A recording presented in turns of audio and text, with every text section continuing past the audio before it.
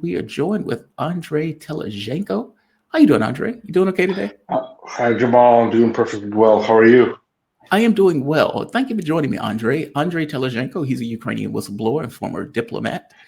Andrei, I thought it'd be interesting to bring you on, considering, I guess, all of the talk that has been going on about what seems to be a corruption investigation that is working its way closer and closer to Zelensky. Yermak has gone down. He is out. Um, and if Yermak is out, you would think that the next person on that list would effectively be Zelensky. But nevertheless, he's not budging on this notion of elections. He's being very squirrely about those. What is it that drives Zelensky in this sense? And I'll start there as we step into this. What is going on with this? Probably too much drugs and cocaine that drives him to insanity and to continue this whole nonsense of just Drugs. total catastrophe in Eastern Europe. That's my point on what drives him. Because a normal sane person would just step down with this whole situation, just understand that he destroyed his own country, left it without a choice, and left behind over 2 million dead bodies of soldiers, of young men mostly, and basically the future of a country could have thrived if it went the way that he promised it to go. So Ukraine is the key regime has lost. The key regime is crumbling. It was already crumbling from the beginning.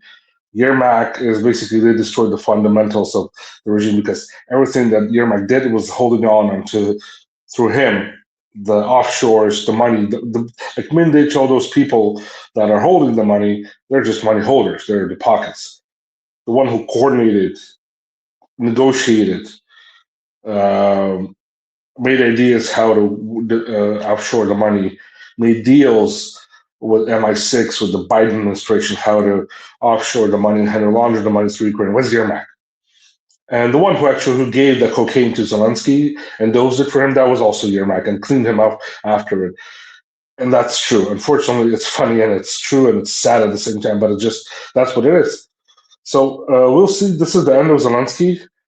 He, I think, had a choice that he could have left also with Yermak or right after him. Stayed in London and he could have been saved. Now it's a situation where he is going to be killed by the military itself in Ukraine. That's going to do an uprising. That's what's being prepared in Ukraine, from my information. Or just regular people are just going to hang him in downtown Kiev, and he's not be able to flee Ukraine because what he did to the country, as I said, is just total disaster. Okay, wait, two parts Yeah. that you okay, two parts. The first question is, why doesn't he step down? I mean, he can always go to Israel, he can go to Paris, he can leave the Rada in charge of Ukraine. Why not do that, considering what is obviously a catastrophe on the battlefield? I think it's because the puppeteers, the warmongers in Europe are needing him for now. It's going to be a transition or a coup from within to change him. And they don't want him also out there. They don't want to give him guarantees, any political guarantees, because he knows too much. And he is not trustworthy. If he basically sold out his country and sold out the people who made him, the Ukrainians, as the president, then he can sell anything else. So nobody likes traitors, right? And I think that's also the main idea in this whole situation. Even though he is negotiating for his security guarantees with the United States, that's why it's also taking so long for him to step down. And so there's a process ongoing in Ukraine right now with this whole corruption scandal, and it's not $100 million only. It's over $2 billion. That's for what I personally know, and it could be much, much more than that because half of the money that was sent to Ukraine, from the United States, from Europe, the $400 billion in the last 3 years, half of it was stolen, laundered, and some of it is in Zelensky's hands. And as I said, from over $2 billion, I know personally that people are holding into Bitcoin accounts and I think it's up to 15 billion. That's for sure. That they have basically for their services. He got paid by the Europeans, the deep state in Washington. So that money actually left not only Ukraine, it came back to the West, to the people who started this war, the warmongers, the military-industrial complex people, the politicians who are processing this and continue to process to push this war, even with today's new administration in Washington. And that's the sad news of it. The Ukraine and Zelensky, if he was a sovereign leader, he would have stepped down on his own a long time ago, and this would have ended. And today, Ukraine, as I said, the corruption charges are going to lead up to Zelensky personally. He's also in the tapes. He will be, whether it will be published, I don't know. That's the investigation process happening. I think that's the game, the political game that is involved to pressure Zelensky into doing something that he doesn't want to. But at the same time, we're seeing that the Europeans have right now came out with that there's going to be no money for Ukraine. They cannot steal the Russian assets to finance this war because it's Belgium, Czech Republic, Italy came out and said no. Hungary said no. And the banks and even the banks in the UK said no. Like, who's going to pay us for the law fees? Nobody. The French bank said the same thing. And that's only just legal aspect. I'm not saying about the military aspect that Russia, like, you're going to steal from a nuclear country. Like, come on, you're going to get hit in the head. So this is a lot of situations happening right now. And the Kiev regime, as I said, has lost and is losing more and more every day.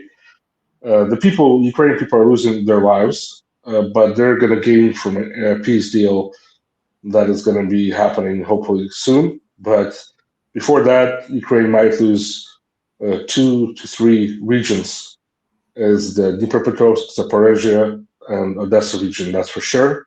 We might see some more happening right now if this process continues to push forward with the warmongering. As Zelensky said, we're not going to leave Donbass. We're going to stay in Donbass. We're going to fight for it. Sorry, you got to, sorry for my language, but you had a freaking chance to do this without war, like mass conflict, having the Minsk Accords implemented, and then have Donbass as an autonomy, make peace with the people, and ask for forgiveness for shelling them, and let's start a new life. No, you chose a war. You chose to fight. You chose to destroy. You got kicked in the balls, and you still want to continue to fight when you have nothing to fight with, and you're asking people to finance this war. So this is just total, like, illogical, insane, and people are still going for this. So this is my question is to the West: why is somebody still supporting this war? If somebody in the political world is still world supporting this, then they're getting paid for this probably, or they're crazy. You said, you mentioned earlier, you said that you have it based upon sources that there's a military uprising being planned. Unless I heard that wrong. No, you heard that right. That's the British are playing a game in this situation. They understand that Zelensky himself is a weak candidate. They understand that he is done as a political candidate. The people in the country hate him. He has like 5% support within Ukraine, and that's with all the propaganda involved and billions of dollars pushed into the propaganda machine. So 5% of Zelensky, that's his real number. And the same thing, he has no credibility in the West. Like, you can see him going to the White House. Like, there's nothing left there to negotiate with. He has no cards. So they need to change the face. And it's looking, if Zelensky's not going to sit down on his own, I said the West doesn't want him. But at the same time, if he does step down, he's going to maybe live for a couple of months or years in the West, and then they're going to go after him and actually with the criminal case, because America is also investigating those money laundering process, the FBI, the RICO case is happening. So the British want to take him out. And how it's going to happen, peacefully or with blood, that's on Zelensky's hands. But there's people within the military intelligence of Ukraine that were prepared for this action plan for 2 years ago. Western Ukrainian military intelligence from Khmelnytskyi and Ternopil region are being prepared. They're coordinating with the British intelligence to the Latvian intelligence, and they're being prepared to go for an uprising under former head of military intelligence Kuronos, and support Zelensky to basically change power in Kiev. So that's what's happening, and that's basically from the official government side. This is not just rogue military men who are going to join.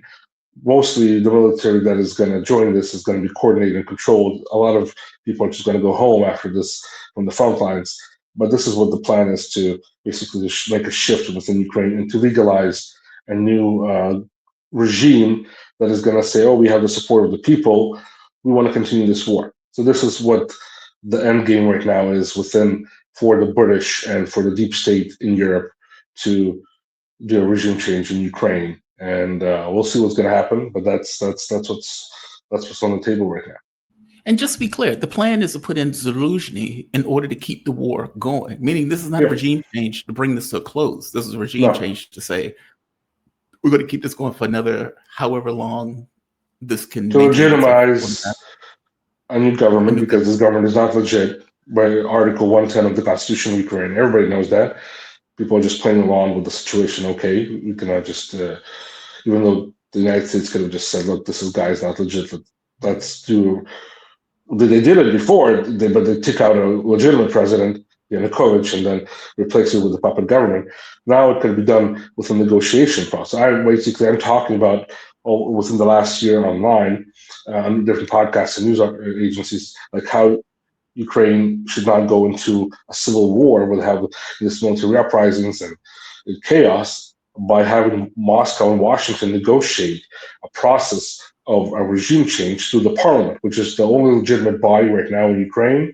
Have a new speaker of the parliament from the Rada, from the members of parliament voted in, who will sign the peace deals, because Zelensky cannot sign those peace deals. He's not a legitimate official, and he's just a dictator who just in power. And have the parliament sign it, have the parliament then vote in to have elections within 6 to 8 months, open borders, secure the process without having no Nazis on the ground, have basically, together with the United States and Russia, a security service that's going to clean up the bases in Ukraine, not have basically have presidential candidates come from different parts of the world, because a lot of people who are the real opposition fled not only to Russia but also to Europe and other countries.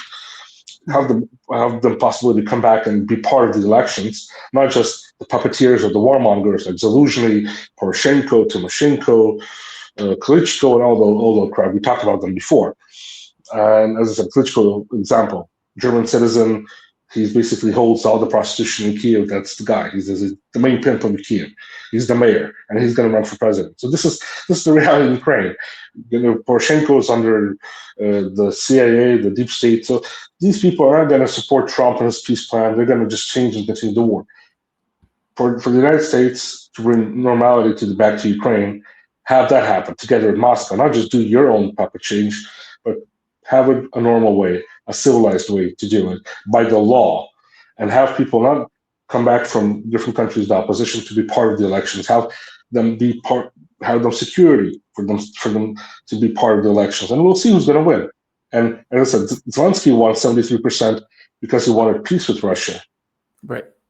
Today, yeah, we had a conflict, but I think majority is going to vote in for somebody who's going to say we're going to have peace with Russia. Maybe not 73%, but over 50% for sure, and they can win. But we don't want them to be like in Mexico, presidential candidates dropping out or being killed on the street because when they're meeting their constituents, because there are going to be some Nazis killing them. And this is what they're trying to propose. Implement these elections now, have the Nazi regime run them. They're going to be not legit and have no opposition, nothing. So you have to have a normal process in this ongoing situation, and that's when it's going to lead to something normal, not just craziness of the West and have a cancer in the heart of Europe. Will they, from my understanding, the overwhelming majority of the public wants to end this war, even if it means giving up territory to do so. Will they vote for somebody who is transparently a banderite like Zelensky, who is obviously going in order to proceed with the war. I mean, this seems to be outrageous in regards to if they're talking about some kind of election. Or the Zelensky thing is not about an election. It's just about a straight another coup in order to further the war.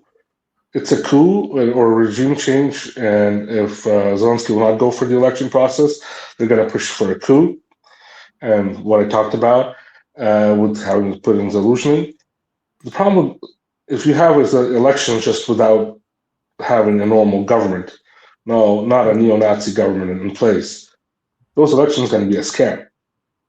You cannot verify it because you have more than 6 million Ukrainians living in Russia who fled during this conflict to Russia. How will they vote? You have more than 8 million Ukrainians living in Europe and the United States and Canada.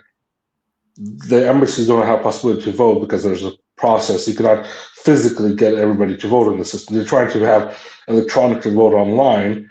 That's going to be a scam. Because in Ukraine, we have, first of all, we don't have the system like in the United States.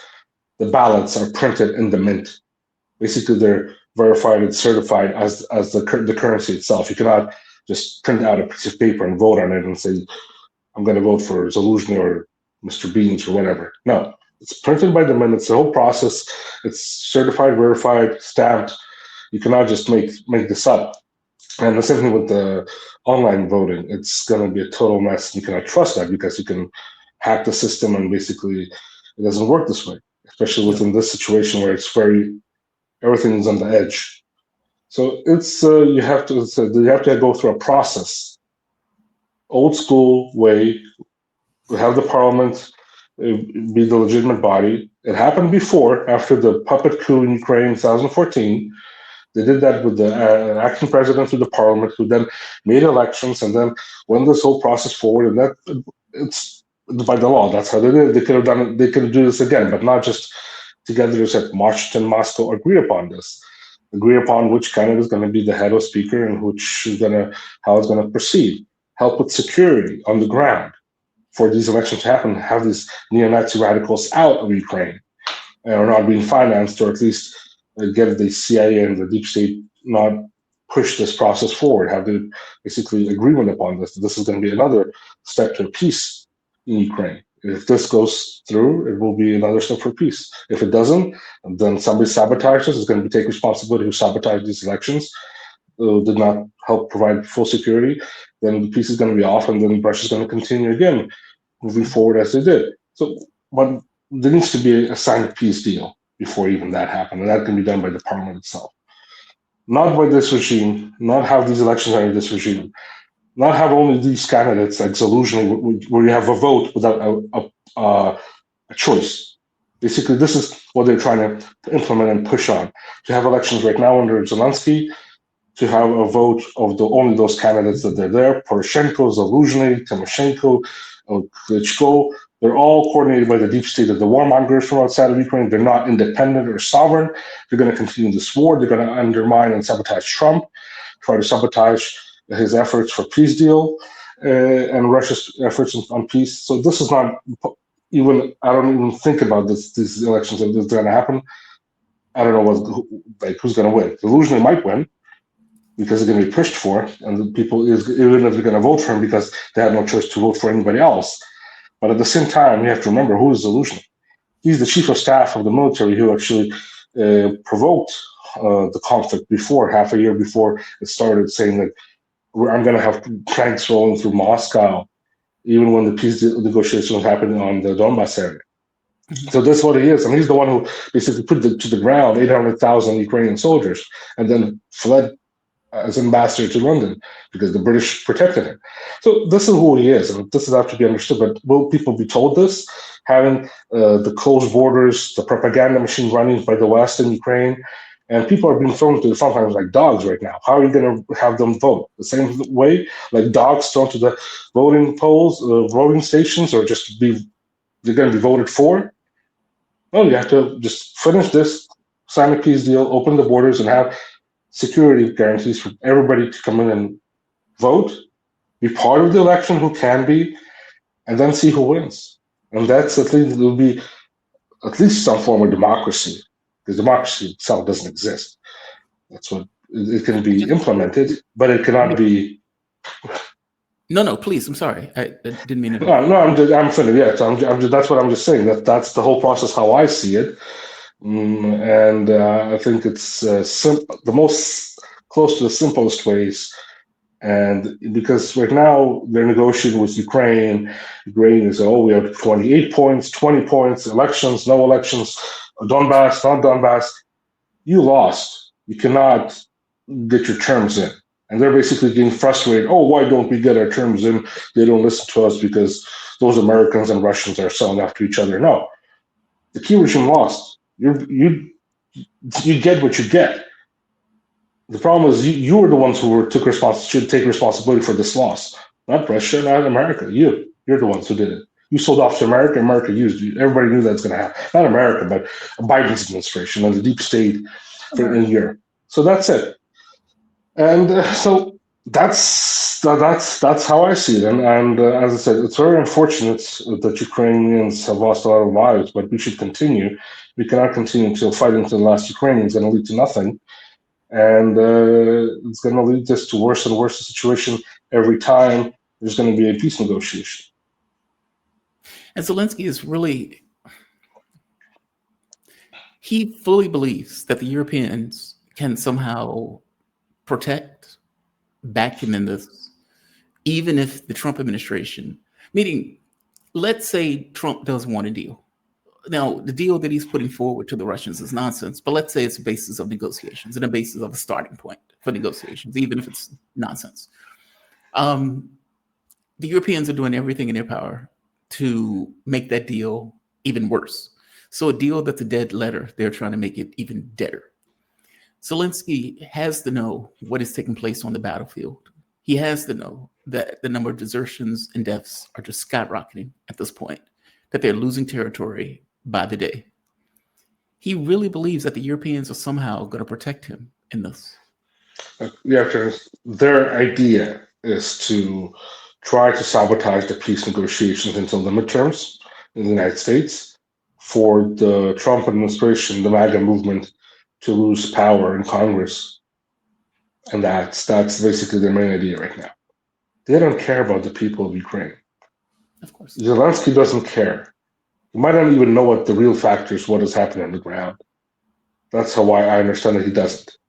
He is convinced, not personally, but he is being convinced that he has the backing of the deep state, the Europeans, the BlackRock, everything, all that kind of stuff behind him. So he's the cool guy here. He's the macho man, even though he understands that it's falling apart overall, but he doesn't understand where it's leading to. Like he doesn't have the brains to figure out what the hell's happening in the ground, like overall in the situation that he's being played. He's a joker on a strip pole, swinging around the whole world and trying to get money. That's collecting dollars right now. And that's what he is. He doesn't understand how the strip club works. He doesn't understand that he has to collect on his pole this amount of money because he needs money for himself and to stay in power, because that money is going to flow into the country and make him stay in power for another year, half a month, a day, or whatever. So this is how he thinks. For him, Ukraine, when you see Zelensky, you have to understand he doesn't think about Ukraine. He says he does, but he doesn't. He thinks about to stay in power for another day, another night. That's it. How to get laid for another day, with the Europeans. That's far from language. That's the simplest terms for him. That's how he is. He's selling his body and the basic Ukraine itself just to get another night. And that's it. Unfortunately, that's when you see him, that's how you have to treat him the way, not as a president, or even if he was a legitimate president, but he's not. But that's how you have to treat him because he doesn't think about the people, the country itself. He just doesn't care about it. So he cares just to sabotage the Trump administration, to make Trump look like a fool again within the elections process. And that's it. That's what his end game for him today. So that's why things are moving different directions. That's why the deep state also wants it to happen, but they understand that he will not be able to do that because he doesn't have the popularity to stay in power anymore longer. It can go out of hand, so they want to control the coup They want to take control of it instead of getting an out of hand and people are just going to overthrow Zelensky on their own, and then it's going to be total chaos and civil war breaks out, and that's it. And it will break out even if it's going to be controlled coup, because there's so much different people, different want things in Ukraine. The majority just wants peace. The majority doesn't care about which flags flies over the country anymore. That's how bad the situation is. People just want peace. Even if it's going to be the Russian flag flying over the territory of Ukraine, they just want back to lives. Yeah. And they don't want to hide from the police on the streets. They don't want their loved ones sent like dogs to the front lines. They don't want the next thing to be have women sent to the front lines, because that's going to be another thing that's going to be on the table. So it's all these things. People just want to live their lives. The military also want the same thing. They said, we lost, we understand that. We don't care what flies over us. We fought, we tried our best. We were lied to what we were fighting for, because at the beginning everybody thought we were fighting for Ukraine, and then everybody said we're not fighting for Ukraine. We're fighting for somebody's dollars. Not just Zelensky's, but somebody else's dollars in the situation. And we're not fighting just against Russia, we're fighting against Russia. Russians are fighting for Russia. That's the biggest difference in this whole conflict. The Russian army and the Russians and the Russian government is fighting for Russia, not Russian national security interests in this whole situation, because Ukraine became so anti-Russia, so chaotic that you cannot. It was very unsafe to have a nuclear country on its borders in this way. Yeah. Plus the movement of NATO and everything else. But Ukrainians understood that they're not fighting, even with all the propaganda, they're not fighting for Ukrainian interests. There's no Ukrainian interest in this conflict at all. Zero. From the beginning, it was a fake war conflict from 2014. So this is, the sanity came 15 years later, but thank God it is there. So can you imagine what is going to happen? How people are going to take charge. Some people are going to fight against the government. It's going to be civil war. Somebody's going to fight for their religion, because that's the problem there in Ukraine. Churches are being closed. The biggest, the Russian Orthodox Church, the oldest church in Ukraine, is being closed, and the largest one. So this is, people are just going to fight for somebody what they believe in, and it's going to be just chaos. Ukraine went through this 100 years ago. It was called Makhnovshina, when after Ukraine allegedly for 2 years said it was independent, 2017, and then the Red or White Army, and then it all collapsed because it was also coordinated by the West. The Austro-Hungarian and Empire, the Poles pushed the so-called nationalism movement in Ukraine. It was fake, and there was the Red Army took over, and that's it. So the history is repeating itself. Ukrainians did not learn any lessons from this. So I said, Russians are fighting for Russia. Ukrainians are fighting for somebody's dollars, and they want to end this right now. Andrei, you have my appreciation for joining me, man. Thank you for this. Andrei Telizhenko. Thank you, He's a Ukrainian whistleblower, former diplomat. You be safe. Have a good rest of your day, man. Thank you for this. God bless you, Jamal. Thank you. Have a good one. Bye-bye. Thanks. All right. Shout out to